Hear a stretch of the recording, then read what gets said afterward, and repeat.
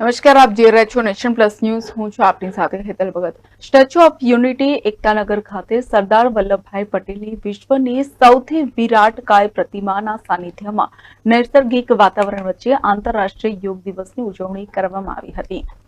નાયબ વન સંરક્ષક અગ્નિશ્વર વ્યાસની ઉપસ્થિતિમાં યોજાયેલ આ કાર્યક્રમમાં 700 કરતા વધુ યોગ સાધકોએ યોગ સાધના કરી હતી.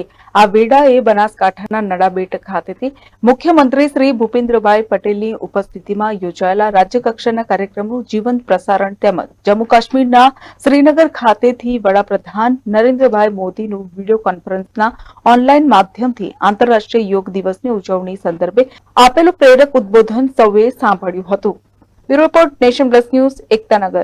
સમાચારોના સતત અપડેટ મેળવવા માટે અમારી નેશન પ્લસ ન્યૂઝની યુટ્યુબ ચેનલને સબસ્ક્રાઇબ કરો, બેલ આઇકન દબાવો અને જોડાયેલા રહો ફેસબુક, ઇન્સ્ટાગ્રામ અને ટ્વિટર પર.